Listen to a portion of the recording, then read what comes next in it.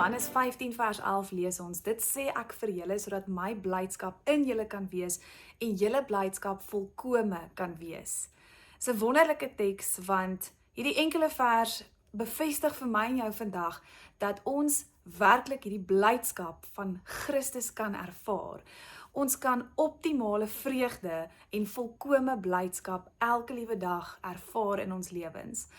En dit is 'n moontlikheid vir ons. So, dit is regtig nodig om vandag te verstaan wat behels dit om hierdie blydskap te ervaar en hoe kan 'n mens hierdie volhoubare blydskap elke liewe dag in jou hart koester en uitleef en kultiveer in jou alledaagse lewe. Dit is so nodig om te weet dat in vandag se tyd is dit eintlik stroom op om werklik gelukkig te wees. Dit is amper 'n rebelse ingesteldheid om te sê, ek gaan kies om vandag gelukkig te wees.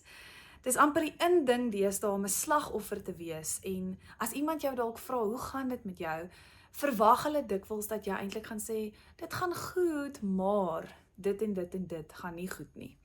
So, om kwesbaar te wees is goed, maar om 'n slagoffer te wees is nie noodwendig die antwoord nie. En dis nie noodwendig wat regtig van ons verwag word as kinders van God nie.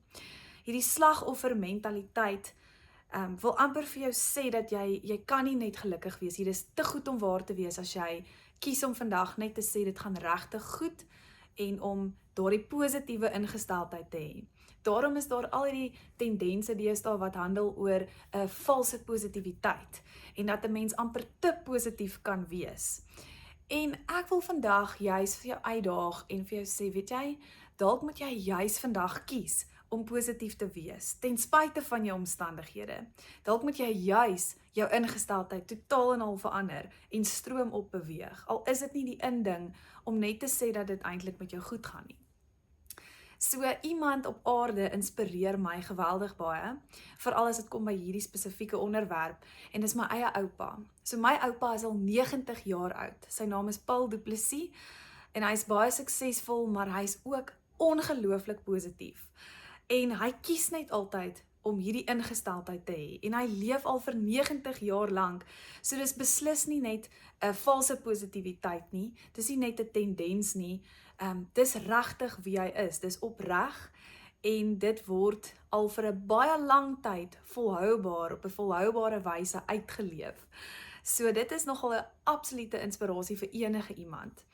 En ek dink die geheim is juis om eerstens jou gedagtes te rig, om te kies om positief te wees, en om ook dankbaar te wees. Die oomblik wanneer jy dankbaar is dit asof jy soveel meer rede ervaar om regtig gelukkig te wees. En niks kry hom ooit onder nie. My oupa is net een van daai mense, dat hy sal net altyd vir jou sê, dit gaan goed, en hy gaan dit regtig kies, en hy gaan dit uitleef. En dit is 'n tipe positiwiteit wat ook aansteeklik is.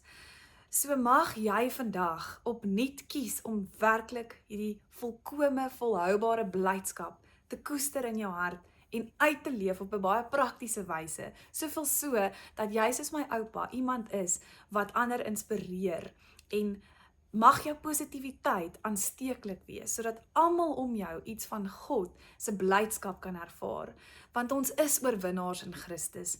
Hy het die dood oorwin, en daarom is daar rede vir ons om regtig blydskap te ervaar op 'n daaglikse basis.